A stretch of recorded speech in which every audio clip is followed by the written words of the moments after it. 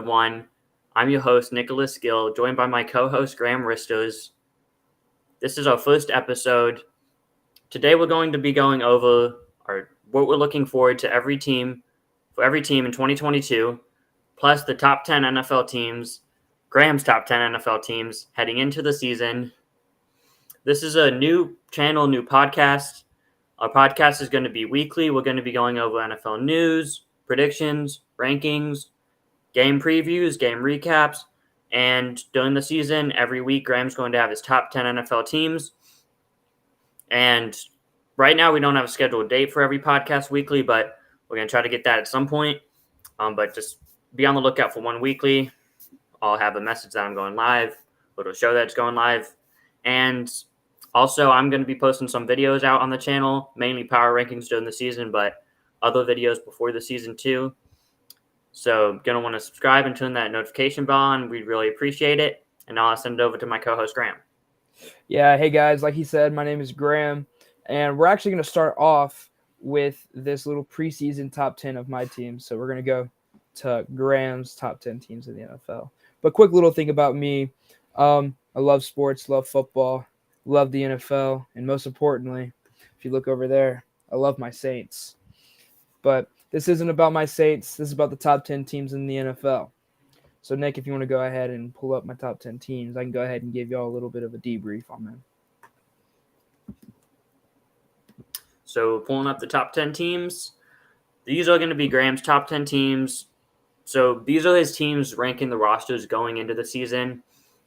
Not necessarily predictions, probably close to how he'll have the teams predicted this year, but it's just roster rankings going into the season, how the teams stack up. And so we can start at number 10, Graham, with the Indianapolis Colts. What made you put the Colts on the top 10? Well, I think it was just Matt Ryan. Matt Ryan being put onto this team, it makes them feel a little bit more complete than they usually were. Having Carson Wentz, the big arm, the big throws, the big mistakes, it showed that they didn't make the playoffs. I think having Matt Ryan, calm, cool veteran, someone who I have watched a lot of in my lifetime, knowing he's a good guy, he's a good quarterback. He's not amazing. He's not going to get you your 5,000 yards, 50 touchdowns stat line. He's going to get you where you need to go, and I see them as a top 10 team now. Yeah, to add to that, I like their defense a lot. They added Yannick Ngakoue, Stephon Gilmore. They did lose Matt Eberflus as the defensive coordinator, but just the talent all around. Didn't even mention Darius Leonard, DeForest Buckner, Kenny Moore at the corner in the slot. So just a lot of talent on this team, offensively and defensively. And like you said, the addition of Matt Ryan, I totally understand putting them on the top 10. So ready to move on to your number 9 team? 100%. With the Chiefs, number 9, losing Tyreek Hill, losing Tyrann Mathieu. So you still got him in your top 10, which I'm sure a lot of people do. So what do you have to say about the Chiefs? The Chiefs, don't get me wrong, losing those two big cornerstones that you just said, Tyrann Mathieu, the leader of that defense, someone that's a little bit older than the rest, but he is, the veteran that they needed. Losing him was a big deal, and I think that's almost a bigger deal than them losing Tyreek Hill. Tyreek Hill with Patrick Mahomes, they were a great 1-2 duo. But you cannot forget who else they signed this year. They signed Scantling, and they also signed Juju, just so they can have someone to somewhat replace that. So they still have the weapons. And don't forget about their tight end, Jason Kelce. Not Jason Kelce. Oh, Lord. Jason Kelce is the center. They got Travis Kelce. Travis Kelce, thank you. Gosh, man. Travis Kelce. I had an absolute brain fart. Travis Kelce, the second best tight end in football behind Mark Andrews, in my personal opinion. It's just their weapons are still there, and they still have a great young offense with Patrick Mahomes, of course, leading the helm. And their defense also is not going to be this bad this year. I was a little nervous about it, and then I realized that their draft, they seem to a lot to go defensively heavy, and they look really young. They look really talented, and I'm excited to see what they can do without Tyreek Hill. Yeah, I like the Chiefs, not as much as others, but I still think they're a good team. With Mahomes, Andy Reid, bound to have a good season. So I agree with them around this range. But coming in at number 8, you have the Baltimore Ravens. What makes you like the Baltimore Ravens here at number 8 in 2022? Well, they're healthy. They're healthy. They had lots of injuries last year. training camp has just started. I don't want to jinx them or anything, but they're healthy. Marcus Peters is coming back. You've got both of your running backs coming back, and J.K. Dobbins and Gus Edwards. I love that 1-2 punch, and I think that's going to be really good for them. Punch. Yeah, and having Lamar Jackson, a contract year, and we all know how in any sport ever in the whole entire world, when it's a contract year, that's the best you play. And I guarantee you that Lamar Jackson is going to be hungry for that money. Yeah, I like the Ravens a lot this year. That secondary is really good. And then you factor in Lamar Jackson, hungry for that contract. I think Rashad Bateman's going to have a good season as the number one receiver. Like the running back core, O-line's good. Ronnie Stanley back healthy at left tackle. Just overall, a very good roster and good coach on top of that too. And the best kicker in football. Yes, Justin Justin Tucker. How you want it. But very good team. I'd even have them a little bit higher than number 8, but I definitely like them in the top 10 here. The only reason why I have them at 8, sorry to interrupt you, is because I personally did not like them getting rid of Hollywood Brown. I think even though he was a little sketchy sometimes, he was still an above average speedster. You have to think about that. He was really fast. Like he was used a lot more than just running deep. Very fast player, can do a lot after the catch.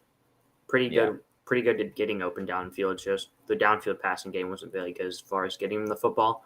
But I do think out of every team in football, if there was one team where they didn't have elite receivers and it was like, can they still be good? It's the Ravens. Just with how that offense is ran. And you factor in that they have arguably the top tight end in football with Mark Andrews. So I still think that the Ravens are a very good team, and I'd have them even higher than 8, but it's your list. You have them 8. We can move on to number 7. Packers at number 7. Losing Davante Adams, but add some pieces on defense. Still have Aaron Rodgers, good running back core, but you talk about the Packers now. Why do you have them at number 7? They dropped down the list because Aaron Rodgers has no help. When Allen Lazard is your number 1 wide receiver, there's some problems. I've just got to be quite. I love the defense. Yeah, we'll see. I love the defense. I love the 2 draft picks they made. Maybe they should have went wide receiver, but there really wasn't a good first-round grade receiver where they were at. But the 2 defensive guys that they got from Georgia, we all saw Georgia in the national championship game. The defense won them that championship. And I think adding those 2 guys really, really, really gonna filter in nice for them. Yeah, you're referring to Devontae Wyatt, Quay Walker, right? Yeah. Yep. I was the highest on either one of them, but they were from national championship defense. Add some help in that front 7, but continue on. Yep. I love the cornerbacks. You got Jair Alexander. I mean, I think he is a top 3 cornerback in football. He could be the best one, the best man-to-man cornerback in football.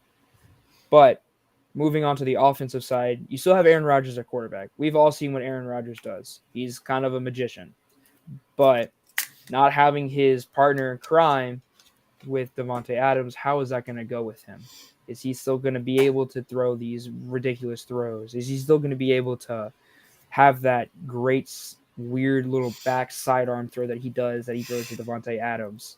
Or is he going to regress a little bit and we will finally be able to see that, hey, maybe this 38-year-old quarterback is starting to regress just a little bit more and we can see it?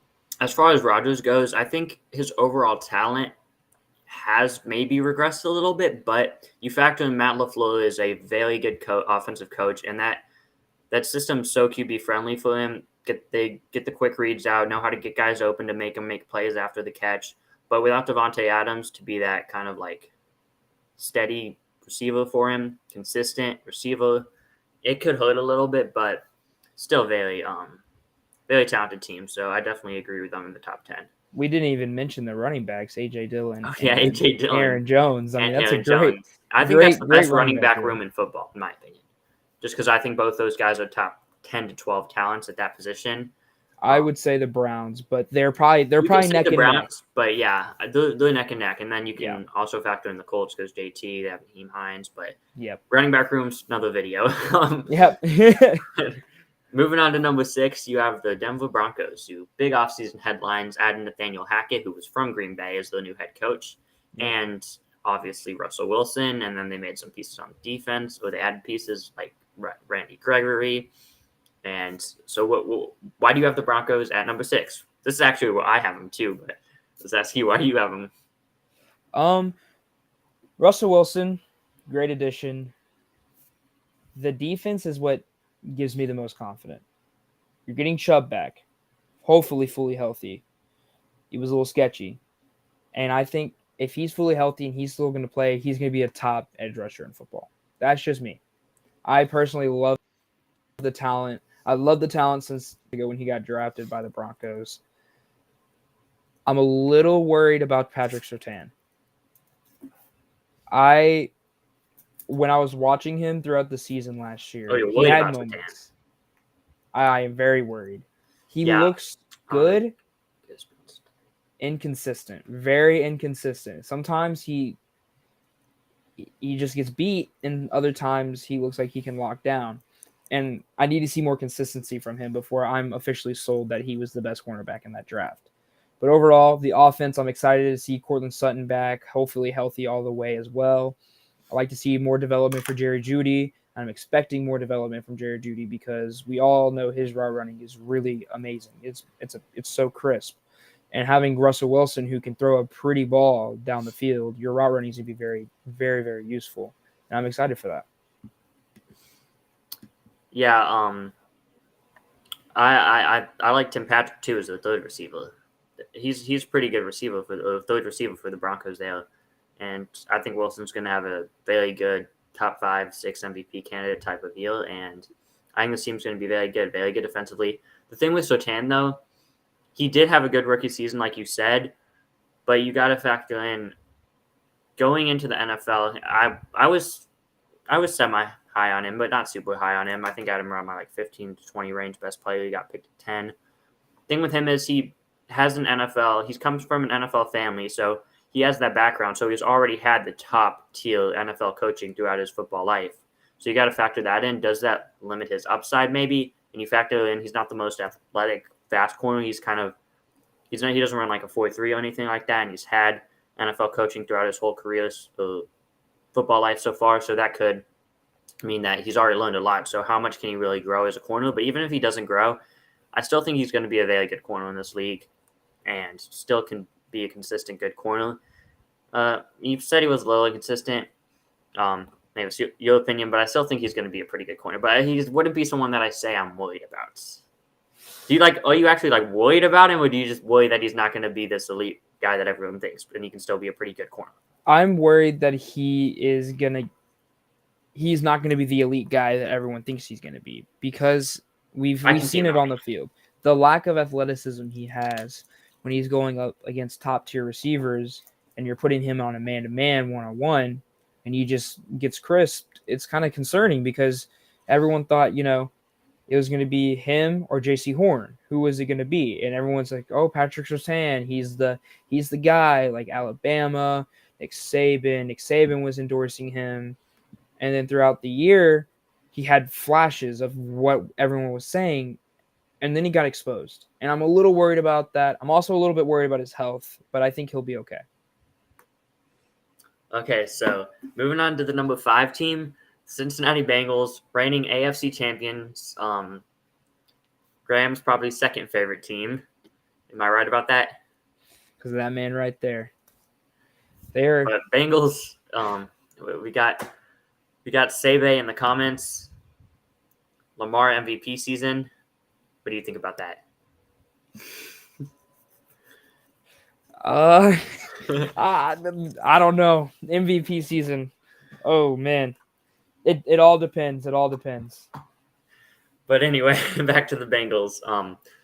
Bengals, yeah, your big Bengals guy, it seems like have them at number 5. Obviously, the reigning AFC champions, led by that offense, which I think has a chance to be historically great this year with the receiving core, with Joe Burrow, who can play some MVP football at quarterback, now has a good offensive line, and you got a solid running game. So what do you think of the Bengals? Obviously, you have them at 5, but why are they at 5? Their offense got better. Their offense significantly better.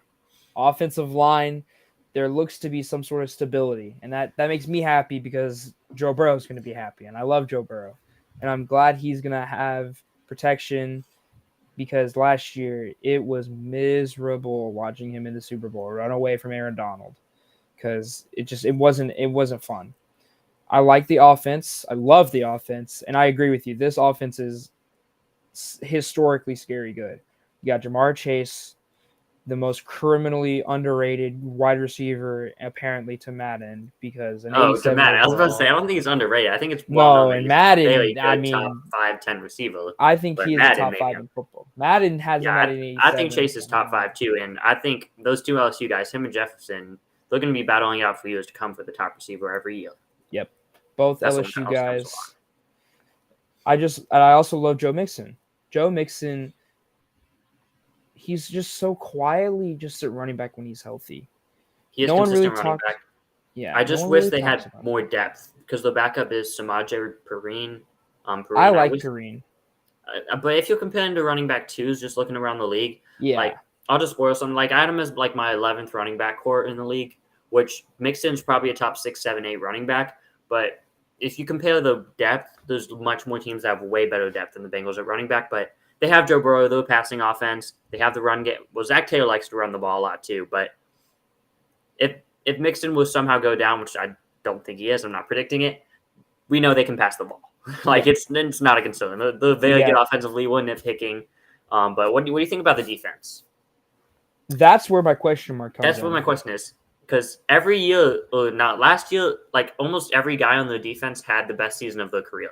Like, what's the odds of that happening again? Is Trey Hendrickson still going to be getting 11 sacks in a row? 11, like 1 sack per game for 11 weeks straight. Is that going to happen again? Who knows? And is Chidobe Awuzie going to go from a number 2 to 3 corner to a top 7 to 8 corner in football? Yes. Like, how often is that going to happen? And also, we also have to think about Jesse Bates. Jesse Bates, the contract situation. Is he going to play? Is he not going to play? It seems like he wasn't happy with the franchise tag. Yeah. Is he playing? Because if he's not playing, we have problems. Because top safety in football, holding out against you. Let's get him locked up. I love Jesse Bates personally. I think he's a top 5 safety in football. Yeah, Jesse Bates is a stud. He is really good. I personally believe in the defense. I think what we saw from Awuzie. Sorry, I said his name wrong. I cannot say that. Chidobe Awuzie and Hubbard, like that front seven, that defensive line and linebacker core that they have. Logan Wilson. He's a stud playmaker. I think he had like 3 picks his rookie year or something like that, and I know he had a couple last year too. And he looked very good in the Super Bowl. Yes, and he's super athletic for a middle linebacker. He reminds me a lot of Luke Kuechly. Hey, hot take maybe. But I'm not saying he's going to be as good. I'm just saying like he resembles. Graham's spewing hot takes on the first episode, but he has upside. I think the way he developed his rookie year, it was like, okay, 3rd round pick. I remember he had the top linebackers that year were like Patrick Queen, Isaiah Simmons, and then this guy came out had like 3 picks, and I was like, yeah, interesting. Maybe this guy's was just a fluke, and then this year he develops into like a borderline top 10 linebacker. Now can the next season he become a top 5 elite linebacker? We'll see. Yeah, exactly. And with the interior defensive line, they have guys like DJ Reader is one of the best, if not the best run stuffing interior defensive lineman in football. He can stop the run all day. Yep. And then you got BJ Hill. So they got guys there. They did lose Ogunjobi, but that's not a big deal in my opinion. I think losing Ogunjobi is okay because of BJ Hill. Yeah. And then like secondary, you said they did draft Daxton Hill out of Michigan this year. It's interesting. He can play corner or safety, so it'll be interesting where they play him. I think they're going to play him with the nickel. Yeah, I think they'll play him at the nickel. That's my prediction for the nickel. But if Bates were to hold out, they may have to shift guys around. They still got Von Bell, who's very underrated safety. Eli Apple, quarterback number 2. They could improve there, but they do have Daxton Hill, as you said, but he'll probably play inside in the nickel or in the slot. But we'll see how they go this year. Yep. And then number 4, you got the Tampa Bay Buccaneers at number 4. Your Saints, division rivals in the NFL. What's your take on the Bucs? Just their roster's complete. I'm a little worried about the defense. They're getting a little older. Can Levante David stay how he has always been? Can he still be the collar horse linebacker that they need? Is people I think losing Jason Pierre-Paul is a big deal. Letting Sue go, also kind of a big deal. Although I understand that they have, oh Lord, Vita Vea. I love Vita Vea. He's a great run stuffer, very underrated. Yeah, Vita Vea is really good. I love their offense. Personally, I love their offense. I love Although the hearing today that Ryan Jensen was Ryan carried Jensen off going down may hurt. on a cart, that concerns me about the offensive line because we saw when Tristan Wirfs got hurt, when the offensive line gets banged up, they regressed, and they regressed significantly without a good, healthy offensive line. And I want to see if Tom Brady is still going to be Tom Brady. Because he's already put his one foot out of the door. Is he going to put the other foot out of the door halfway through the year and just don't care? Because if he doesn't care, then this team is not going to be as good as they should be. But adding Julio Jones, maybe a little bit of resurgence with Tom Brady, finally something that's very stable for Julio Jones in his career, something that he probably needs more than anything. Personally, I really love the offense. Yeah, so the Bucs, interesting that Todd Bowles is the new coach.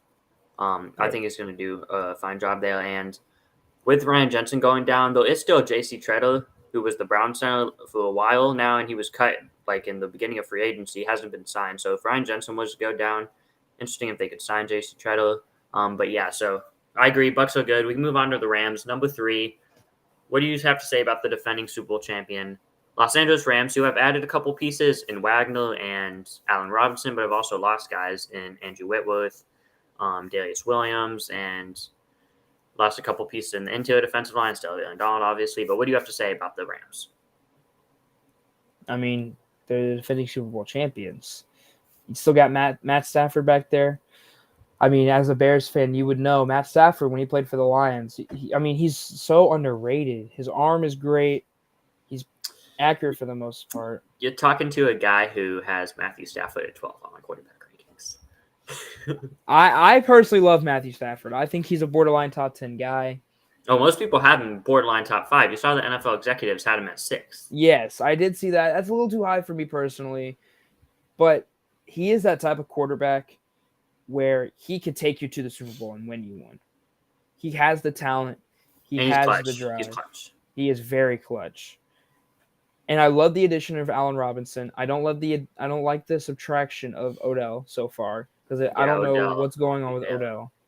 He's going to be hurt until at least November, probably maybe October. Yeah, losing him for a little bit's going to suck unless he resigns. Allen Robinson, I love the addition of Allen Robinson. I think getting him out of Chicago, letting him be on a team where he knows he does not have to be the number one guy, and letting Cooper Kupp be the number one guy, it makes Allen Robinson's job a lot easier. Also, losing Robert Woods, we don't really know what Robert Woods is, to be honest with you, because he got hurt, and it was just very iffy. Trading him off to Tennessee, good riddance. That was a good trade for me personally. And then adding people on the defense like Bobby Wagner, who isn't really the same linebacker as he was in his prime, but still a veteran leader and someone who you can really see leading a defense that needs, they already got Jalen Ramsey. You've already got Aaron Donald. You might as well just go throw a third big name leader veteran and Bobby Wagner. I just personally love the team. Yeah, with the Rams, I'm not quite as high on them as you, but we'll get into that when I do my rankings at some point. But yeah, so moving on to number 2, the Chargers. The Chargers getting a lot of hype in LA, lots of offseason additions. Many people, including us, are high on Justin Herbert in his 3rd season. So what do you have to say about the Los Angeles Chargers this year? Offense, scary good. Defense, even scarier good. Adding Khalil Mack on that defensive line on the opposite side of Joey Bosa, people forget how good Joey Bosa really is. Joey Bosa is so underrated, and now you add Khalil Mack, who no one remembers how good he was in Chicago. I mean, trading, what was it, a 5th-round pick for Khalil Mack from Chicago? Was it a 5th or a 4th? I think it was a 2nd or a 3rd. No way. I don't think it was. It was something really, really short. But anyways, just having Khalil Mack and Joey Bosa on the edges is really good. You got Derwin James in the backfield. I think, for me personally, the best safety in football. I don't really know who can go up against him because he's so versatile. He's so versatile, so fast. He hits so hard. Can he be healthy for another season this year? If he can be healthy for 2 years in a row, I will believe in him. So can I add something? The Chargers, they traded a second and a sixth for Mac. So they trade a second and a sixth. Okay. So second and sixth. Both of one of what we said. Yeah. I can't believe that's what you trade away for Khalil Mack. That's such a steal. But overall, Chargers offense, haven't gone to the offense yet. Austin Eckler, great running back. I'm not as high on Austin Eckler as everyone else. I don't know if he's a top 10 running back. I think his fantasy value makes people be very high on him just because of all the receptions and fantasy points. But I agree with you. He's probably just outside the top 10 running backs. If you have him in he's fine. But he's still a good player for them, but not elite. Yeah. I love the receiving core. You got Keenan Allen, Mike Williams, and also I believe they re-signed Jared Cook at tight end, if I'm not wrong. They actually replaced him with Jaylen Everett, which is actually an upgrade. Jaylen Everett had that is an upgrade. Over 400 yards in Seattle last year. Yep, Seattle with a hurt Russell Wilson. For a couple games. But anyway, keep going with the receiving core. I just personally love it. It's so talented. I think Keenan Allen's one of the best route runners in football. Mike Williams, we all saw how he had his breakout year last year. They're young. They're really young. And other than Keenan Allen, they're all pretty much young. Justin Herbert, we all know he can sling the ball. He is so good. And I'm super excited to see where this Chargers team can go. Yep, I'm a little lower on the receiving core than you. It sounds like I think that they're really missing that top tier number 3 receiver. I wanted them to get Chris Olave, but he went to New Orleans. But I think they have Mike Williams and Keenan Allen, who I think are both in that like 20 to 25 range of receivers. I'm not very high on Keenan Allen. I think he's actually regressed over the last couple of years, and I think Mike Williams is probably going to be the number 1 this year if he hasn't kind of took that last year from Keenan Allen. Yeah, but I feel like they're both kind of outside guys. Keenan Allen can probably do a little bit more over the middle of the field than Mike Williams, but I feel like they need that pure elite slot guy. But we'll see. But definitely a good team. I'd have them in the top 5 like you do. Moving into your number 1 team, a lot of people's Super Bowl favorites. You have the Buffalo Bills. What do you have to say about the Buffalo Bills here at number 1? We all know about Josh Allen. Josh Allen, high hopes, a lot of hype for Josh Allen this year. And I'm on that train personally. I think Josh Allen's talent is truly just better than the rest. I mean, we all see the big arm. We all see the throws.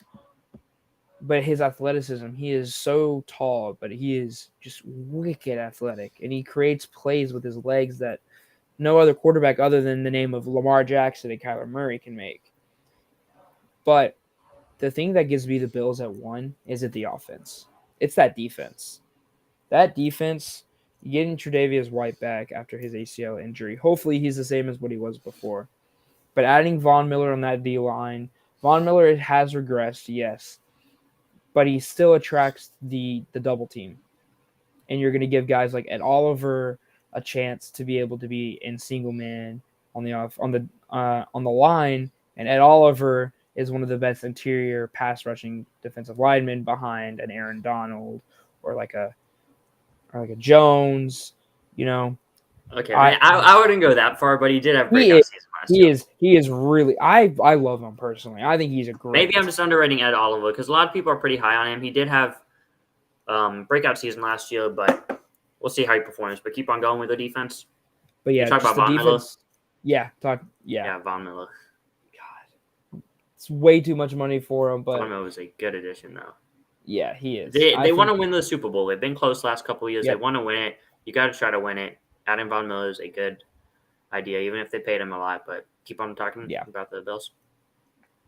I mean, there's nothing really much to talk about with them. I mean, they're just good all around. Micah Hyde. I didn't even talk about Micah Hyde. Jordan Poyer. Yeah, exactly. Like there's so many. I think Jordan Poyer was first team All-Pro last year. I believe you're right. And Micah Hyde is no slouch either. Yeah, it'll just be interesting to see how, without Dable, how they do offensively. But So that's Graham's top 10 NFL teams heading into the preseason. Maybe a little longer than expected, but we got them in. So we're going to run through now, shift over to what we're looking forward to for every NFL team in 2022 NFL season. So we're going to start off with the Arizona Cardinals.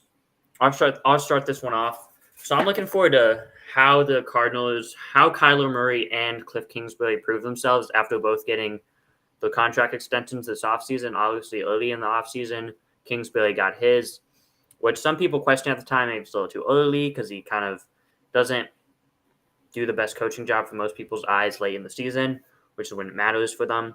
And same with Kyler Murray. So usually it's been starting off good the last few years. I think this year it's definitely warranted that he fell off a little bit because of maybe his injury. The year before, though, I really think it was kind of the defense that fell off because going back 2 years, the defense was very good in the first 8 weeks, and then it kind of fell off, and the team fell off because of it.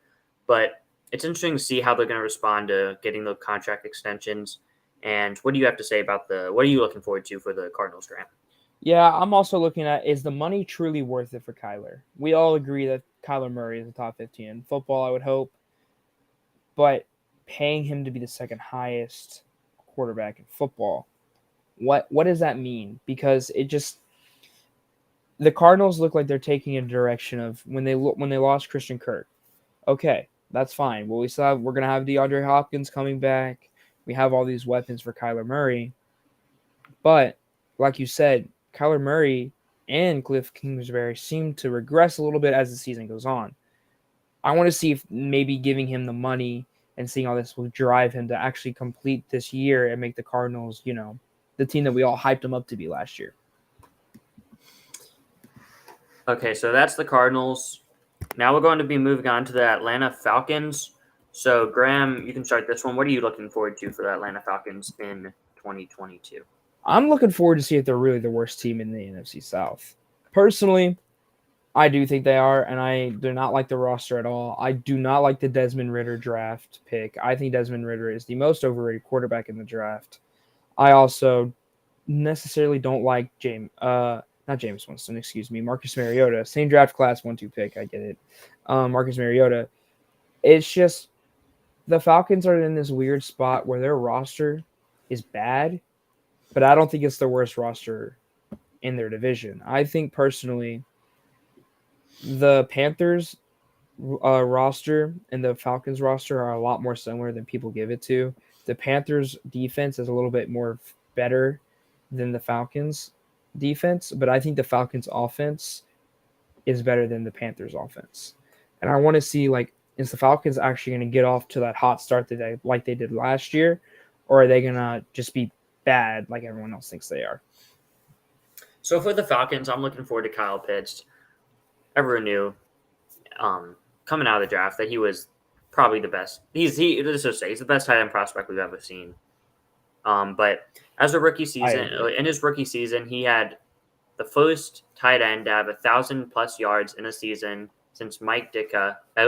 First rookie tight end to have 1,000+ yards in a season since Mike Ditka back in the 60s. So that was impressive.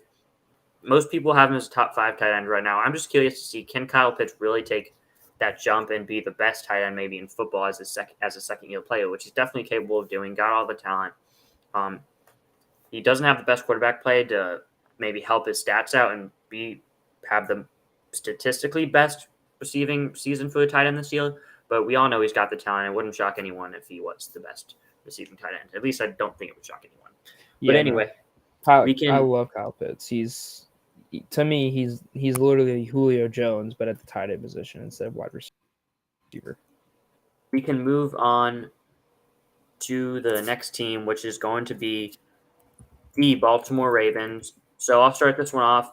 What I'm looking forward to for the Baltimore Ravens in 2022 is the secondary. It's absolutely stacked. So starting at the cornerback position, Marlon Humphrey, and Marcus Peales back healthier this year. Marcus Peales is still on the PUP list, but we'll see if I expect him to be back by the time the season starts. But the last couple of years leading up to last year, the best 1-2 punch at corner in all of football. Both guys in that scheme. They don't have Wink Martindale anymore, but with him, they had to play a lot of press man, and they were both very good at it. Martin Humphrey, very good at punching the ball out, forcing the fumbles, and Marcus Peters, very good at picking the ball off and even running it back.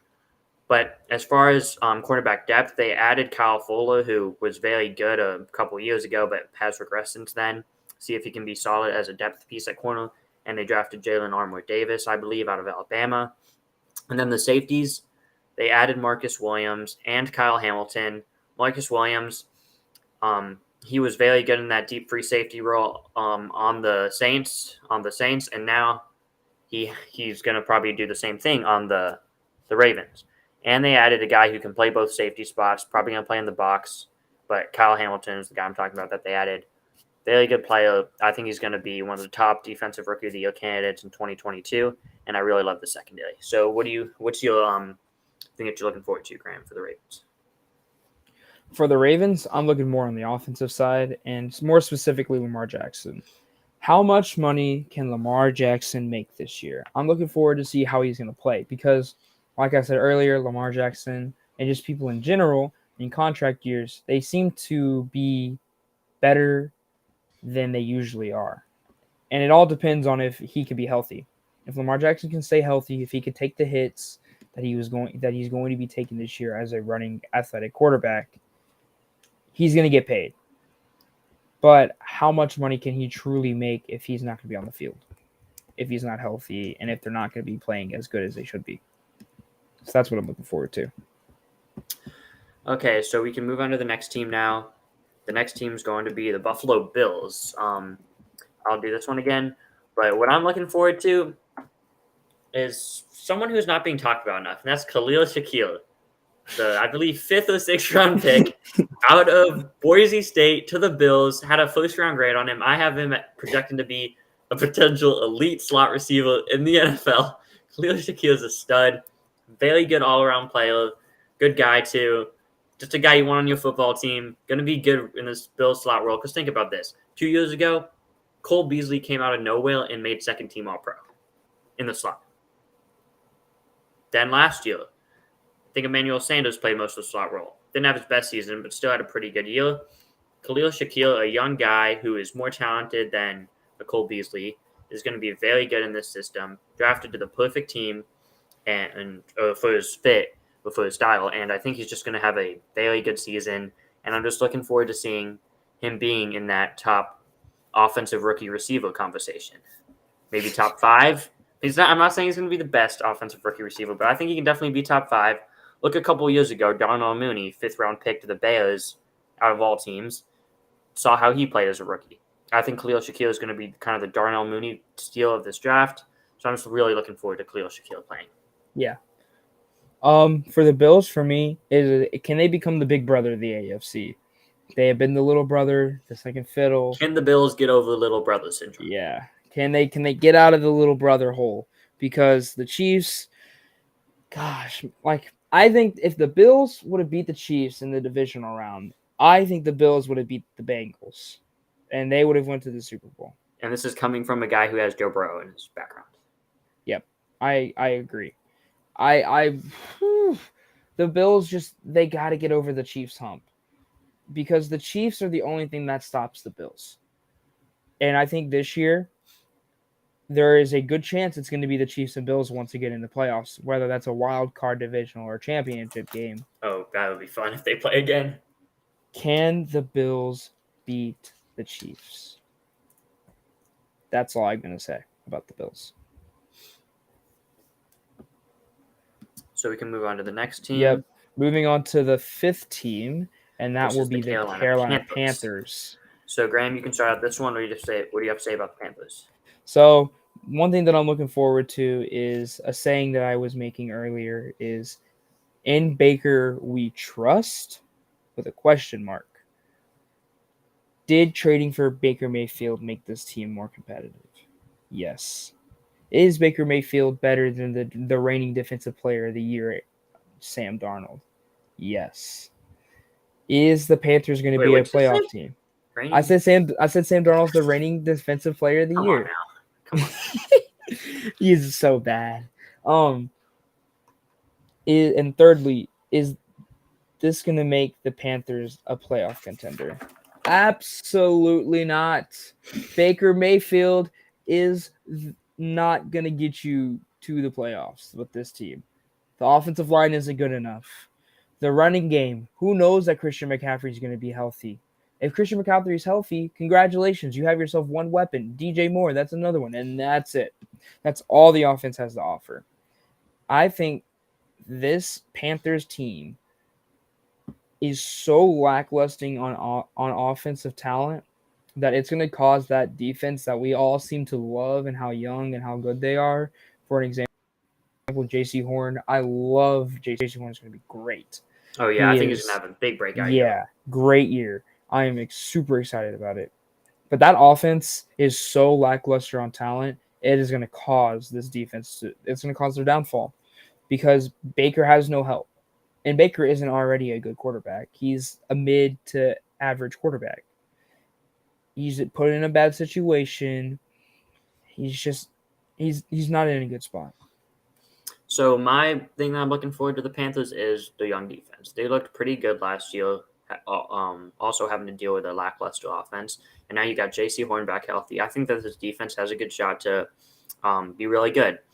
They lose Hassan Reddick. That would hurt. Or that will hurt. But they still got Brian Burns, Derek Brown, Shaq Thompson, Jeremy Chin. They had Xavier Woods at free safety. Not the best player, but solid year for the Vikings last year. And then J.C. Horn. And then you have Adoree Jackson as your number 2 corner, who can be a pretty good number 2 corner. So I like this young defense, and I'm curious to see how they perform. But moving on to the next team, my Chicago Bears. So what I am looking forward to for this Bears team in 2021 or 2022 now is the Fields to Mooney connection. I think Mooney's going to be top 10 in receiving yards this year because, 1, I think he's very talented. 2, the Bears don't have a lot of receiving talent outside of him.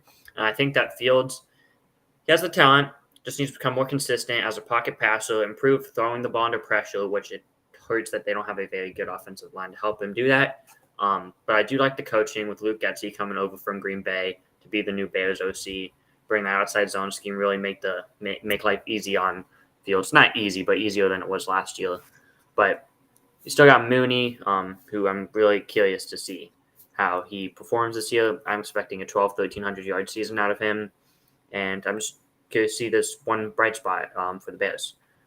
One of the bright spots. But what do you have to say about the Bears? My saying that one thing I'm looking forward to this year for the Bears is, can they protect Fields? This offensive line is not good. It is not good. Not good at all. But can they give him enough time for him to, his progressions, let him develop as a quarterback? They may not win a lot of games. They could be the worst team in football this year. There is a chance for that to happen. We're not going to be the worst. It's not going to be good. I just want to see development from Justin Fields. I like Justin Fields. I loved him out of college from Ohio State. All that he had at Ohio State. The Trevor Lawrence versus Justin Fields rivalry college was so much fun.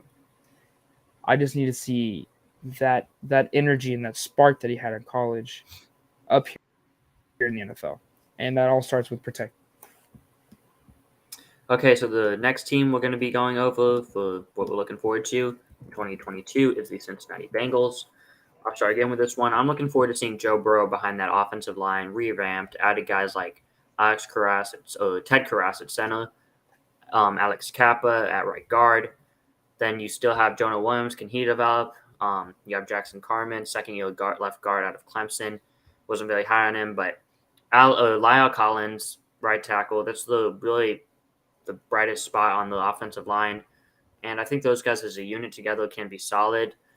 Maybe not elite, but probably in the top 15-ish range compared to having a bottom 5 to 7 offensive line like they had last year. So I think Joe Burrow, an improved offensive line, has the weapons, solid offensive coach in Zach Taylor. I think he's going to have an MVP caliber season, and that's what I'm looking forward to. What about you, Graham?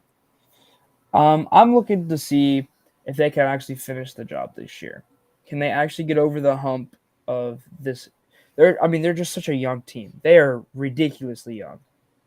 And we've seen a lot of teams that are kind of like one-year wonders like this, like the Falcons, or a good example is the 49ers, where they regress after this year, after they were, really good, and then they regress. Can the Cincinnati Bengals break that little curse of regression?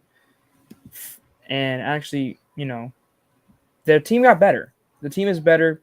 They're more experienced. I just need to see if they can actually finish the job, because the AFC is tough, really, really tough this year. And can they actually, push through? Can Joe Burrow be that guy? Is Joe Burrow really the next Tom Brady that everyone was saying whenever they saw that picture of him, very stern look at the Super Bowl? Is that his Tom Brady moment? Like, will he actually come? For me personally, no biasness, I 100% think so. I think Joe Burrow is that guy. Okay, wait. You think he's the next Tom Brady, or you think he's? I just think he's that guy. I think he's that guy. Okay, he can get you to the promised land. I think saying that guy is warranted, but you mentioned Tom Brady, and and I think Joe Burrow can be that. It's like Tom Brady. I don't think he's Tom Brady level. I don't think he'll ever be, but I can see. You can see Joe Burrow being up there with Mahomes and Allen for the best quarterback of this generation, which I 100% agree with. Burrow I think one of the best quarterbacks of this generation. Personally, we're looking at this new generation of quarterbacks, and I would love to have this topic at a later date, of our generation quarterbacks, the past ones when we were kids, to the ones that we have now. That would be such a great topic to talk about in a comparison in the future. But moving on, I think we can move on to the 8th team. The next team we got is the Browns. The Cleveland, the Browns. What do you have to say about? Yep, I'm going first. I am going to go first for this. One thing I am looking forward to is for them to answer my question of why. Why are you the way you are, Browns? Like, you have everything lined up for you. You have a quarterback who took you to the playoffs, the quarterback who won you your first playoff game, not at home, but at Pittsburgh, your rival, like the biggest rival, one of the biggest rivalries in the NFL. He won that game in Pittsburgh during the wild card. And because he tore his labrum, that we have seen quarterbacks get hurt, seriously hurt from that. Drew Brees, when he tore his labrum and he came back the next year, he was great. Baker Mayfield, torn labrum, he played through that.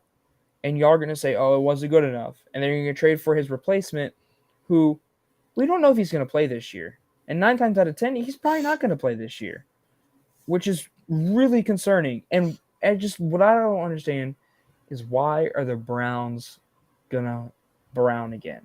You were finally on the right trajectory, and now we're going up the roller coaster, and you peaked, and now we're going right back down. I just want to know why. So for the Browns, on a little more positive note than Graham had, I'm looking forward to the continued development of Denzel Ward, who I think is a top 5 corner in football. And I think after this year, we could talk about him potentially being in that top 2-3 conversation with guys like Ramsey, NJ Alexander, J.C. Jackson. But I think that Denzel Ward, he has the talent to be one of the best man corners in football. Very good speed, very good ball skills. He just hasn't been able to really be super healthy throughout his career, but that can always change. I think he's going to be healthy this year, and I'm excited to see Denzel Ward play. So that's what I'm looking forward to for the Browns. So the next team we're talking about is the America's preseason Super Bowl champions, Dallas Cowboys. What do you have to say about the Cowboys? So my saying for the Cowboys for this year, one thing I'm looking forward to is, can they actually be that star that they want them to be? I mean, I really enjoyed their draft class. I won't lie. I love Sam Williams, the defensive end, the edge rusher. I think he's going to develop really well this first year. Hopefully he doesn't play as many games. I like the offensive line addition of Tyler Smith. You know, these guys, they're not the big names, but they're good. And I think the Cowboys can build off of that. But the biggest question mark is, can Dak Prescott be the big man that everyone wants him to be? He has the weapons in CeeDee Lamb. Well, he has not too much depth after that. Yeah, just got Dalton Schultz. Michael Gallup healthy. Okay, so solid, but not. Yeah, and Garrett. And I losing believe Amari Cooper will hurt a little bit. Yeah, Garrett Wilson should be back if I'm not wrong. Cedric Wilson. Cedric Wilson. He's on the Dolphins now, but he's on the Dolphins right now. the third receiver is going to be James Washington or Jalen Tolbert, who they drafted. Yeah. Okay. Yeah, I'm currently looking at the Cowboys roster. I was like, where did he go? I never saw that signing. Ugh. Cedric Wilson went to the Dolphins. Dolphins, gotcha. But I mean, anyway, you still have your offensive line with Zach Martin at guard. Although losing Lionel Collins is bad, they replace him with the rookie. The defense concerns me, other than Micah Parsons and DeMarcus Lawrence.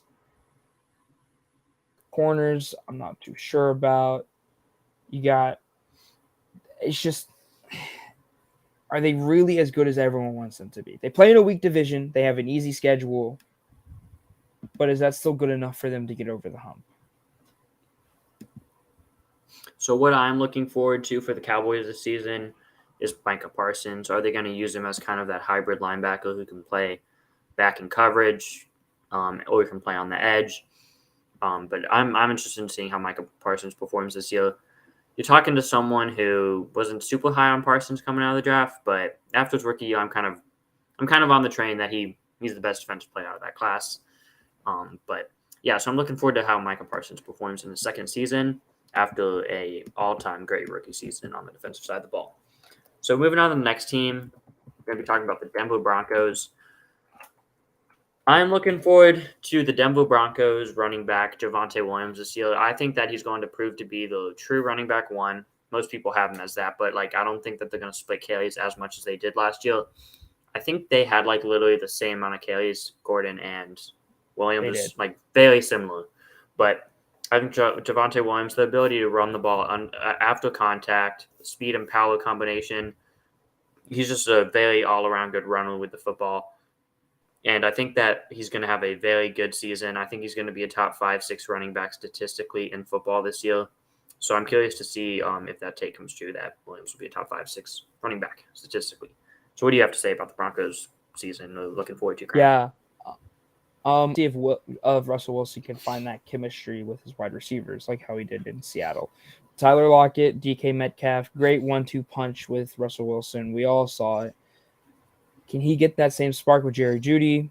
Can he get that same spark with Courtland Sutton? Courtland Sutton coming off of an injury. He didn't look like himself last year. Can we see if he's fully healthy again this year? And if he is, I'd love to see his breakout year finally happen because I love Courtland Sutton. I also love Jerry Jeudy's route running. I think he's got to work on the hands a little bit. I think I read an article about how he was working all off season with his hands and stuff like that. So we should be okay with that. And don't forget about their wide receiver number 3, Tim Patrick. Good little speedy guy, good hands, very underrated. I know me and you were talking about him earlier, and you love Tim Patrick. So I just want to see if Russell Wilson can find that chemistry with the receivers again, and maybe they can give the AFC West a run for their money. So moving on to the next team, what we're looking forward to for the 2022 NFL season will be Dan Campbell's Detroit Motor City Rough Lions. The Lions hype train is getting a little bit out of control for me, but what I'm looking forward to for the Lions this season is that very good offensive line. I have them ranked as my 4th offensive line, I think, right now in football. Led by the 2 tackles, Penei Sewell, Taylor Decker, both top 20 tackles in my opinion, and I think Sewell can maybe jump into the top 10 tackle conversation this year. Then at the guards positions, you got Jonah Williams, just a pretty good, solid guard. And then the guy, I'm not going to try to pronounce his name. The first name's H, last name's V, so we'll just leave it at that. Then center Frank Ragnow, one of the top 2-3 centers in all of football. So I think that this offensive line is complete all around the board, and I think has a chance to be very special, which will definitely help them out a lot. So what are you looking forward to for the Lions, Grant? Is Dan Campbell the answer? That's what I'm looking forward to. I understand this year people have high expectations. I am one of them. I think Jared Goff is a good enough quarterback to be serviceable with that offense. That offense is not bad. I love Ramon St. Brown. I think he's going to develop into a great receiver. I love DeAndre Swift. Don't people forget about DeAndre Swift. He's coming back fully healthy. He's going to be a great fantasy running back and just a great running back in general. I'm super excited about that. Defense can use a little work, but I trust in their defensive coordinator, Aaron Glenn. Aaron Glenn was his defense for what he had last year and how he ran it was serviceable. They did a decent job. I mean, you hold the Ravens to 17 points at home, and if it wasn't for a 66-yard field goal by Justin Tucker, you beat the Ravens. And at the time, we're still a really, really good team. So they have those flashes of moments. Jeff Okudah coming back healthy. What's going to happen with that? And just overall, there's a lot of questions about the Lions, but there's also a lot of high hopes with them. So we need to find those answers, and that all circles around the knee-biting man himself, Dan Campbell. So moving on to the next team, we got the Green Bay Packers. I'll let you start again with this one, Graham. We'll start with this one. What are you looking forward to for the Pack this year? I'm looking for Aaron Rodgers to be magical. Is he going to have that spark that he had with Davante Adams? It's a little difficult when your number one wide receiver is Alan Lazard. That's not good. But I just want to see if Aaron Rodgers can still lead this team to the playoffs. So for the Packers, I'm looking forward to A.J. Dillon. I think A.J. Dillon is the most underrated running back in football. I think he's already the best running back on that team, and I think that he's a top 10-ish running back in football, and I think he's going to show that this year. He's just such a big physical. I like my power backs. He's a big physical power back, and he also I think had like 300 receiving yards last year. So I think he's going to be a very good player for them this year. And now moving on to the next team, we got the Houston Texans. So whatever you like. Oh, here I'll start it off. Start with the Texans. I won't be watching the Houston Texans. So one thing I'm looking forward to is for them to make me watch them because God, this team is bad. There is nothing good about the Houston Texans. The one person I was excited to see was John Mechie, and he's not even going to be playing this year. I pray for the best. He has a great reason. I'm praying for John Mechie. Get healthy soon, man. It's going to be – that's a long road. We all got your back. Davis Mills. I like Davis Mills. Is he the answer? I don't know. I don't watch the Texans. They're so bad. I just need to. The Texans, I don't think they're as bad as you think. I think the floor is about 3 wins. The ceiling is about 7 wins. Wow. So I think they're a 4 to 5 win football team. I like that they're building depth and a foundation with guys like Derek Stingley, receiving core. They got Brandon Cooks, who's still underrated. And then Nico Collins here. He performed in the second year. Collins. I do love Nico. Interesting to see how Brevin Jordan performs second year at tight end. But the guy who I am interested in most is Damien Peales, the running back. I think he was a 3rd round pick, or 3rd or 4th round pick out of Florida this year. I had a 1st round grade on him. He was my running back 2 behind Kenneth Walker in the draft. Just dropping out my draft rankings. And but he was very, very good in limited action at Florida last year. So I think he's going to be able to get a heavy workload because the guys he's competing with that RB1 spot is Marlon Mack and Rex Burkhead. I think Damien Peales is going to be a very good player, good combination of speed and power. Reminds me a lot of Javonte Williams. So I'm looking forward to Damien Peales this year.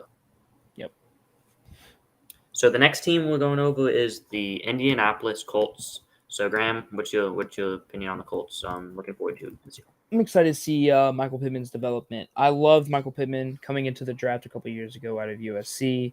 I think his height, his speed, athleticism is all good enough for him to be a top 15 receiver in football. So now this year, the quarterback who can be good enough and serviceable enough for him to develop and become that true number 1 receiver for the team. As T.Y. Hilton is getting older, he's regressing. It's time to pass that torch over to Pittman, and I can see that happening this year. So for me, I'm looking forward to Matty Ice taking this team to big heights, and we'll leave it at that because we'll get into that in our bold predictions podcast, which is coming up here next podcast. But yeah, so moving on to the next team, we got the Jacksonville Jaguars. I'm looking forward to Trevor Lawrence. I think Trevor Lawrence is going to surprise a lot of people this year. I guess we'll throw in a bold prediction. I think Trevor Lawrence is going to be a top 10 to 12 quarterback in football this year. I think in that situation last year, interesting stat, he did not take more than 3 sacks in a game last year with that bad offensive line. So that shows he can protect himself, he can handle the pocket even in a bad situation. I think he's accurate, talent, jumps off the screen, good arm strength, good run of the field quarterback. I think he has all the traits. His number one receiver, Christian Cook, a little underrated. Underrated according to perception, how people perceived his contract, but people were a little too hard on him about that. But anyway, Marvin Jones still can be a wide receiver 2 in this league. Got a good running back duo in Robinson and ETN. So I think the offensive line has improved, adding a guy like Brandon Scherff at guard. I think Lawrence with Doug Peterson is going to have a very underrated, good, well, not underrated, but it's underrated going into the season. In my opinion, I think he's going to have a very good top 10 to 12 quarterback here. What about you, Graham? I'm looking forward to see Doug Peterson, actually. I want to see what he can do with Trevor Lawrence. The last time he had a generational quarterback like this with a strong arm, it worked out pretty well. He went to the Super Bowl, even though it was Nick Foles at the end. It was Carson Wentz at first, and we all saw how good Carson Wentz was there. No one had really that high expectations for the Eagles that year. And I just see Doug Peterson really that guy to help Trevor Lawrence's development. So moving on to the next team, the Chiefs. For the Chiefs, I'm interested in young defense development. You got a young linebacking core like Nick Bolton, Willie Gay. You drafted Trent McDuffie. Still got another young corner in L'Jarius Sneed, George Karlaftis, young edge rusher. I think they got young talent, but could take them time to get it all together under that Steve Spagnuolo defense. But whenever they do pick it up, I'm looking forward to this young defense. So what are you looking forward to for the Chiefs? Patrick Mahomes without his name in the cheetah. Not having the cheetah is going to be very interesting to see how Patrick Mahomes works out. I could see him, regressing a little bit, but you also have to remember he has Travis Kelce. He's got Scantling, as I talked about earlier. It's just going to be different to see Patrick Mahomes playing a little bit of a play style instead of short little 5-yard slant routes, wide receiver screens, and then throwing it deep to Tyreek Hill. It's just going to be a little bit different. I'm excited to see that. Moving on to the next team, we got the Las Vegas Raiders. Raiders, I'm looking forward to Derek Carr, my number 7 quarterback in football, putting up MVP numbers this year, being in that top 5 to 6 MVP conversation with Devontae Adams there now. Under Josh McDaniels, still got Waddle, Renfro. I think DeMarcus Robinson is an underrated wide receiver 3 deep threat. How Carr has made deep threats out of Bryan Edwards last year, Nelson Aguilar a couple of years ago. I think DeMarcus Robinson could be that guy who has a good deep connection with Derek Carr this year. So I'm looking forward to Derek Carr putting up MVP numbers for Raiders. What about you, Graham? I'm looking more at that defense and more specifically that front 7. Wow, that front 7 is nasty. You got Max Crosby coming off of the best season of his career. Can he bounce back and continue that? You got your linebackers. Man, number 52. I cannot remember his name, but I love him. I think he is so underrated. And then, of course, the big signing of the year, Chandler Jones. I mean, yeah, he's older, but you can never forget about 4 sacks one game, first game of the year. That was crazy. And he's going to bring that talent all the way down to Las Vegas. And I'm super excited to see it because I think the offense is set. The offense is good. They have a decent, good O-line, mid-pack, a little bit lower than mid-pack. Now you have that defense, that front 7, and that can carry you to a playoff, and especially in the tough division that they're in now. So I'm glad they got that, and I'm excited to see them. So moving on to the next team, we got the Los Angeles Chargers. I'm interested in the Los Angeles Chargers defensive playmakers. You talk about guys like Joey Bosa, Khalil Mack, guys who can not only rush the passer, sack him, guys who can also strip the ball and force fumbles from that position and can stuff the run very well at that position. Then you got a versatile elite safety in Derwin James, who me and Graham both feel is probably the best safety in football this year, or at least will be this season. And then you got a guy who can take the ball away with the Patriots and J.C. Jackson, see if he can continue taking the ball away on the Chargers. So I'm interested in this whole defensive playmaking ability. And if they can make those big plays and turn the ball over and give it to this very good offense, then that can be big for them this year. Yeah, I'm going to be looking for Justin Herbert. Is he going to be like the Phillip Rivers for the Chargers once again? Is he going to actually be able to finish through and get the job done? He didn't do it last year with the Raiders, against the Raiders, to go to the playoffs. Can he here and lead this team to the playoffs? He's got the roster, he's got the and he's got the years in the future to do this. But the Chargers have that history of Phillip Rivers, just could never finish the job. Is Justin Herbert going to be like that? So moving on to the next team, we're going to be talking about the Los Angeles Rams. Graham, you can start it off for the Rams. For the Rams, what do you have to say about what you're looking forward to for the Rams 2020? I'm just going to make this one short and sweet. I'm looking for the repeat. I'm looking forward to it. I want to see, this is the best team. This is the best chance that a Super Bowl winning team has a chance to repeat. The NFC isn't as strong as it usually is. AFC is very strong. So the NFC is going to be an easier road for the Rams, and I'm excited to see it. I'm looking forward to this offensive line losing pieces I'm looking forward to how they perform after losing a guy like Andrew Whitworth, Hall of Fame caliber stud left tackle, very good pass blocker. They have Joe Noteboom, I think is how you say his last name. Yeah. Who was solid when he filled in for Andrew Whitworth last year, and they did pay him this offseason, so they believe in him. And I trust Sean McVay with his offensive line, who's always kind of performed a little bit better than the talent say. But we'll see how he performs. Then you lost a guy like Austin Corbett, who was a good guard for them now in Carolina. See how they cover up for that. But you still got Brian Allen, pretty solid center. Rob Havenstein, good right tackle. So I'm looking forward to this offensive line this year. A little bit revamped, different, lost a couple pieces. But I think they have solid replacements, so we'll see how they perform. Moving on to the next team, the Miami Dolphins. The Dolphins. I'm looking forward to the speed combination of receiver you got with guys like Waddle and Tyreek Hill, who I think, hot take, Jaylen Waddle is a top 10 receiver in football. I think he's going to prove that this season.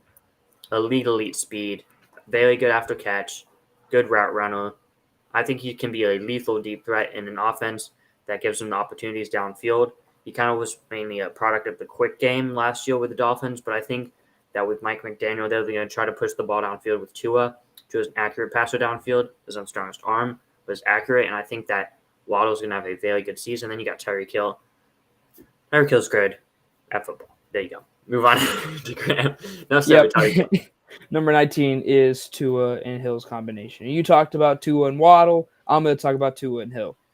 I mean, we all saw Tyreek Hill with the gunslinging mastermind, magician, whatever you want to call it, Patrick Mahomes, Kermit the Frog, whatever you want to say about him. This is completely different. We have Tua Tagovailoa, who is not the strongest arm and is not the flashiest player. Very accurate for the most part when he's not throwing it straight to the other team. I have my gripes about Tua. I don't think Tua is going to be in the league in the next 5 years. But this is his one and only shot to prove me wrong. And I think it all relies on Tyreek Hill. So moving on to the next team, the New England Patriots. So for the Patriots, I'm looking forward to the development of quarterback Michael McCorkle Jones of the Patriots, a.k.a. Mac Jones. I think that Mac Jones, we all know he's a good pocket passer, good accuracy, smart decision maker, not the best mobility-wise, but I think he's a little underrated in that aspect. Then he's behind one of the top 3-4 offensive lines in football with the Patriots O-line. And then you factor in his receiving course. He doesn't have a top-tier guy, but he has Jacoby Myers, Kendrick Bourne, who sneakily went over, I think, 800 yards last year. Then he's got Devontae Parker coming into the mix. So got Nelson Aguilar. They drafted Tyquan Thornton, fast guy out of Baylor, big player too. So I'm interested to see how he performs. Didn't mention Hunter Henry and Johnny Smith. So I think he's got solid weapons, good run game. Concern is what Graham's going to go over, which since you, Graham, what are you looking forward to with the offensive coaching is what I believe you're talking about. What is Bill cooking in there? with the offense, what's he cooking? Think Bill's going to coach the offense, or is it Patricia or Judge? I think it's going to be a mixture between all three of them. That's what I'm looking forward to, really, is to see who is going to be the offensive coordinator. Because, to be honest with you, no one really knows what's going on. No one knows what Bill Belichick is thinking. Bill Belichick is not an offensive guy. So why would he be running the offense? Well, here's the answer. He's Bill Belichick. He has 5 Super Bowls for a reason because he's Bill Belichick. He has 6 Super Bowls. 6 Super Bowls, I'm sorry. Tom Brady has 7. I'm still living in 2019, my friend. Gosh, I haven't done my research. But Bill Belichick, 6-time Super Bowl winner. I mean, what can you say bad about him? That he's getting older? No, you can't, because he's still a head coach and he's still one of the best in football. He's still wearing the hoodie looking like the emperor. I just want to know what he's cooking in there, because he is cooking something I don't know if I like, but I want to figure it out. So moving on to the next team, Graham, we're talking about your New Orleans Saints. What are you looking forward to with your team in 2020? I'm so looking forward to them having weapons. Last year, it was miserable watching them throw the football because, first off, Jameis Winston, God bless him, finally having a good year, looking good, tears his ACL. That was really sad. No Michael Thomas. I mean, he just had no help. I'm going to be honest with you. His best receiver last year was Deontay Harris. His name isn't even Deontay Harris anymore. It's Deontay Hardy. So, looking out for Deontay Hardy, he is going to be my X factor for the year. I haven't even told Nick about this. Deontay Hardy, next Tyreek Hill, just a little bit shorter. Putting money on it. He is going to be amazing. Okay. I'm looking forward to Marshawn Lattimore. Marshawn Lattimore, who is a guy who had, let's just go over his career time span, one of the best cornerback seasons out of a rookie I've ever seen. Fantastic in 2017. Since then, he was a little bit of an inconsistent player with many highs and lows, but I think the amount they put on Marshawn Lattimore, having him play some of the most pressed man in football, is bound to make him look a little inconsistent at times. But I think he's a physical corner, not afraid to hit the receiver, make plays in man coverage, can get picks, force turnovers, and I think that he's going to be a top 5 corner in football this year. I think he has the talent around him to help him out, to be a consistent, very good corner, and I think he's going to be very good. So I'm looking forward to Marshawn Lattimore in 2022. And moving on to the next team, we're going to be talking about the New York Giants. So I'll start this one off. For the New York Giants, I'm looking forward to Dable and Danny Dimes. Now, Daniel Jones is a guy who I think has gotten a little bit too much hate in his career. I have him as my 20th quarterback in football right now.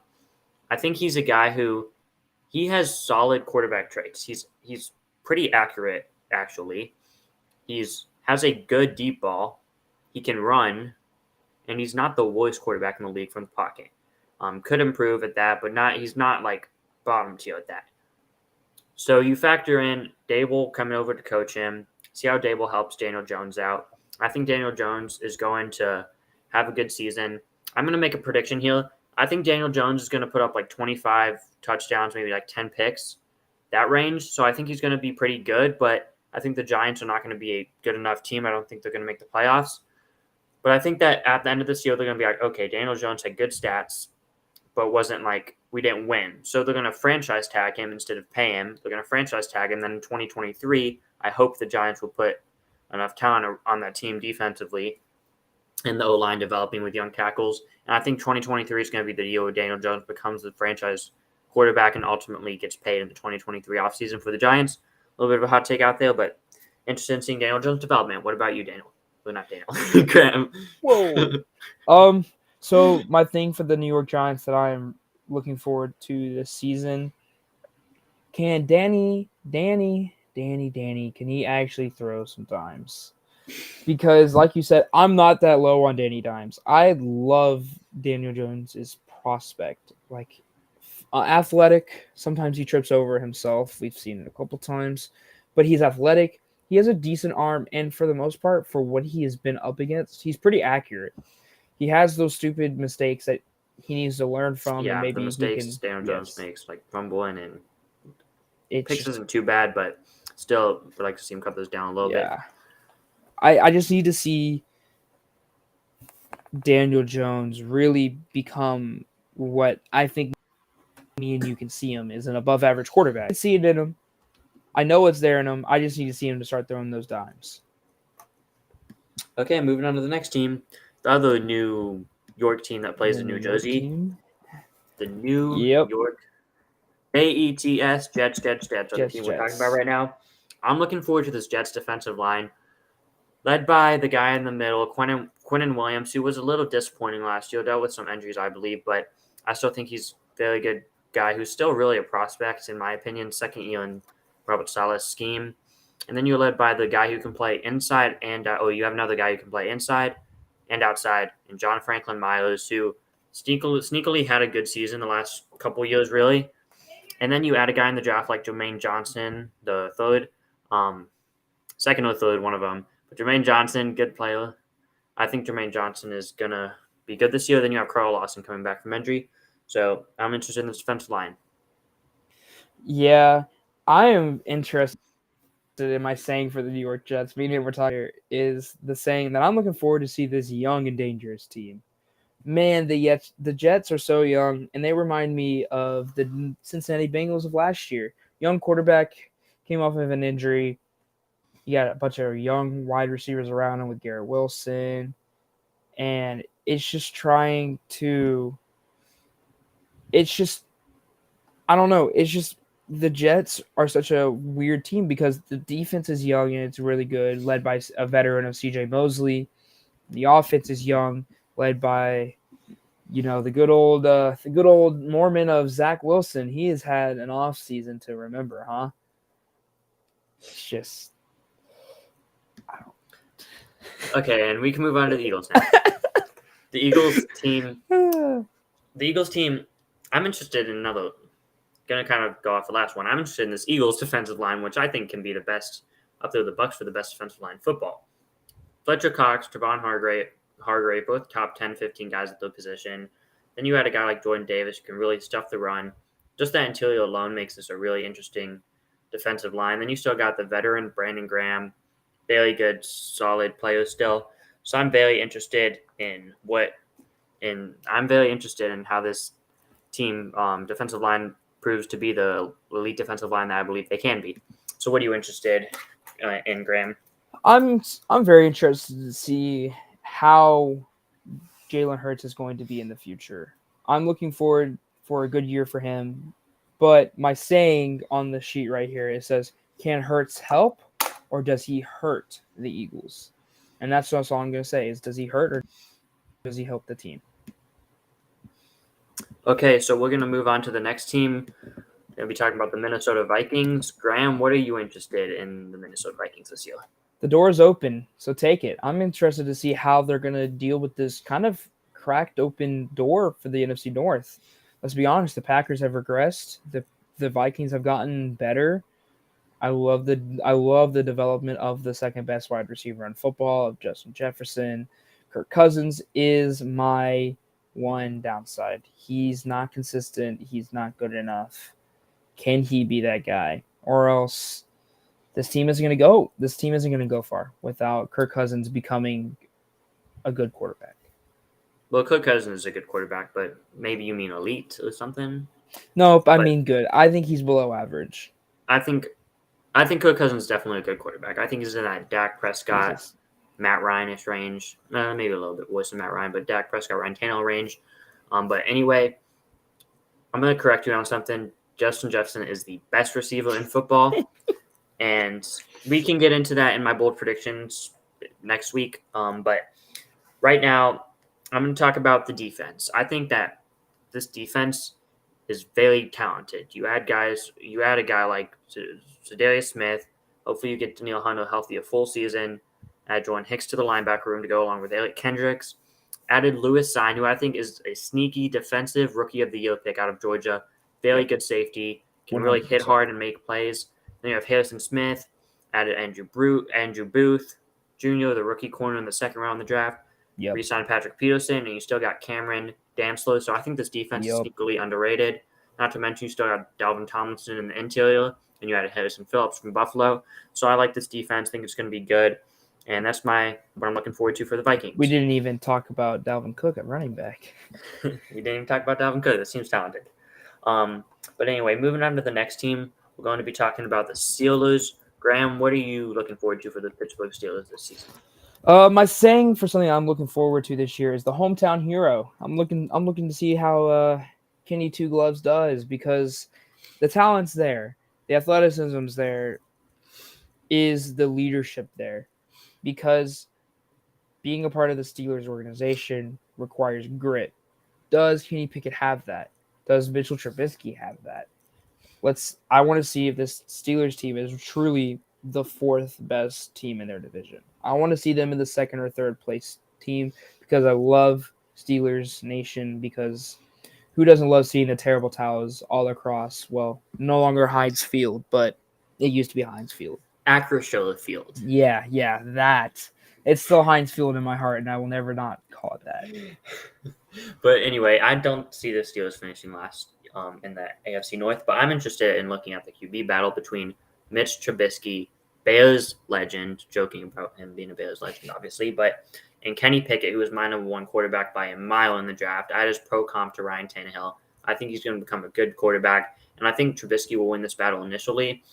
And then I think Pickett will start in the week 6 to 8 range, week 10 at the latest. But I think Pickett's going to start at some point this season, and I'm looking forward to how this QB battle plays out. But I think Trubisky will win it initially, then Pickett take over during the season. So now moving on to the San Francisco 49ers. For the 49ers this year, I'm looking forward to Nick Bosa on defense. He's been very consistent and good when he's been healthy the last couple of years, really helping that defensive line and that defense as a whole when he's out in the field. And I think he's going to win Defensive Player of the Year this year. I think he's just very good. I think he's better than Joey Bosa. Nick Bosa just has very good technique. He's not the super most athletic guy, but his technique is very good.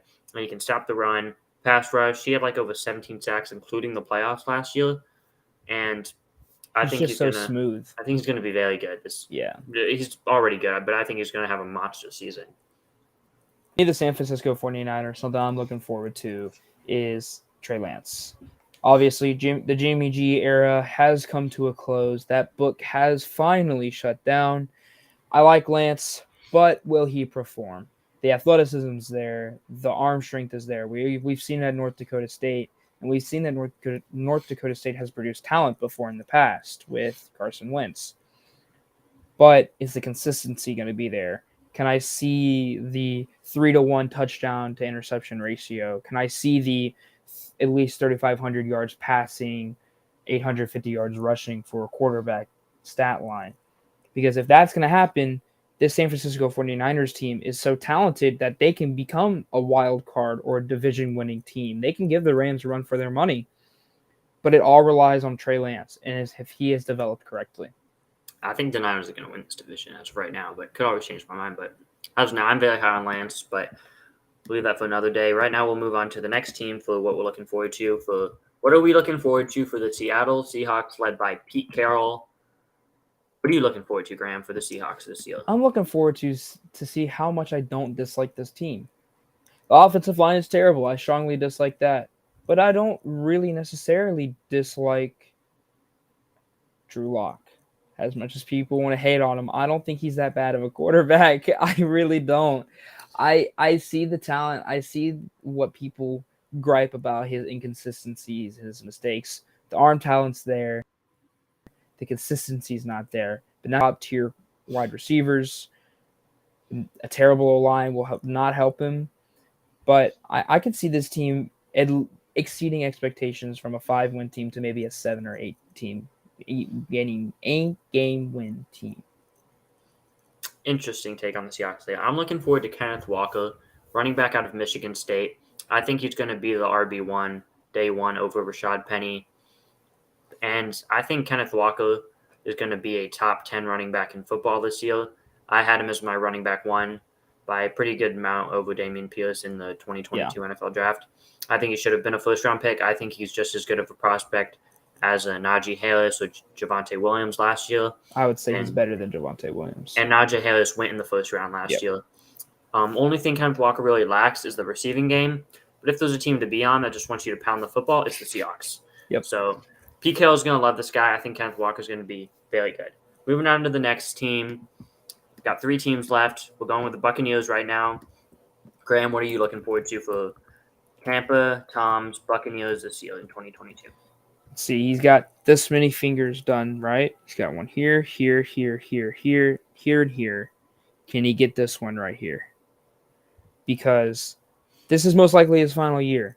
And if this is a final year, sometimes those players in other sports, for example, like in baseball, when they say they're going to retire or people think they're going to retire, they're always kind of like 1 foot out the door already. Is Tom Brady already 1 foot out the door? Is he doing this just for fun or is he trying to win? And I want to see, and I'm looking forward to see that this year. So I'm also looking forward to kind of what I'm calling Brady's last ride. I think it's Tom Brady's last season. And I think that they have a very good chance at the Lombardi. Does Tom Brady still have the motivation? Seems like he has 1 foot in and out of football. But I think if Tom Brady's on the field, he's going to be motivated to beat the opponent. And I think that Tom Brady is going to have a good season. And I'm interested to see how the season plays out. So we're moving on to the next team. The next team is the Tennessee Titans. I'll let you start with this one, Graham. Yep. I'm looking for the reload, not the rebuild. I'm excited. I'm excited to see how, losing A.J. Brown sucks, but drafting the young man out of Arkansas, very big man. Treylon Burks, if I'm not wrong. That's his name, right? Treylon Burks is the guy. Yep. I love Treylon Burks. I watched some of his Arkansas film. He literally is A.J. Brown. So you got A.J. Brown, 3 years younger. See how he goes. Good luck. Let's go Titans. So since Graham kind of stole what I was going to say, I'll just repeat what Graham said. I don't think Graham stole what I said, but I think Treylon Burks is going to be a star in the making. Maybe not quite as rookie year, but still can be solid as rookie year. Pretty good rookie year. I had Treylon Burks as my wide receiver 1 in the draft. My upside comp was A.J. Brown, and he got drafted by the Titans, who traded A.J. Brown to the Eagles on draft night. So I'm interested to see Treylon Burks this year. Very good player. And now we'll move on to a final team for what we're looking forward to in 2022, which will be the Washington Commandos. Do you want me to go first? Do you want me to get my rant out of the way? We're going to end the podcast on a positive note, so let Graham go first on this one. Get Dan Snyder out of the ownership group right now. That is what I am looking forward to because he is a headache. He is everything wrong about the NFL and about people who do not deserve this place. And they suck. He sucks. He is just a bad person. Get him out. And that's what I'm looking forward to because I think this year is the year everyone has been done complaining. It's going to happen. Dan Snyder's gone. Put money on it. It's happening. Okay, so for me, I'm looking forward to the Washington receivers this year. What? I just love how the clean transition after me ranting about how this total jerk of a guy is the owner. And we want to talk I'm about looking forward to Terry McLaurin, my number 7 receiver in football this year. I think he's going to be pushing for top 5 this year. Has all the talent. His statistics haven't shown because he's had bottom tier quarterback play all 3 of his years in the NFL. And I really like the number 2 receiver in Jahan Dotson, my number 4 receiver in this past draft. And even guys like Curtis Samuel's back healthy. A lot of people were high on him last year coming from Carolina to Washington to play with his former college teammate, Terry McLaurin. But he was kind of injured last year. And even De'Ami Brown, maybe he can still be something. I was kind of a little high on him out of the draft. But we'll see if he can be something as a sideline number 4 receiver on this Washington Commandos team. And so that's going to wrap up what we are looking forward to for every NFL team this season. For watching this live or watching this after the fact, thank you. And we're going to do another podcast next week. Next week is going to be bold predictions for every NFL team. We went over kind of how long we want this podcast to be, probably about an hour. But just because we spent a lot of time on the top 10 teams. But anyway, podcasts usually try to be about an hour. Next week, we're going to be doing bold predictions for each team. And Graham, is there anything you have to say to close out? Nah, other than this is exciting. I'm going to have so much fun with this. I know you are as well. We're super excited just to put out our ideas and content. And I promise that I will be better with names. I am really bad with names. If you know me, you know that I will not remember your name 9 times out of 10 after I meet you for the first time because it just doesn't click for me. And that's going good with the rookies. I gotta wait until the season starts and I actually started to get to know their names. But I'll work on that, and thank y'all guys so much. So to close out, we're going to be really amping up the podcast. We're going to try to do once a week leading up to the season, but when the season starts, plan on once a week. Going to be recapping a couple games, couple of the good games, previewing a couple of the good games for the upcoming week. Going to be going over any NFL news that comes out and Graham's top 10 teams weekly, as you saw in this video. That'll probably be the last one until the start of the season, because what's there to change really until the season starts. But anyway, hope you guys enjoyed. Also remember that going to be also posting other types of videos, not just podcasts on this channel, NFL Talk Zone. We also have a Twitter and a website to look at. That'll be in the description. And anyways, that'll do it for this podcast. Thank everyone for tuning in, and goodbye. See y'all.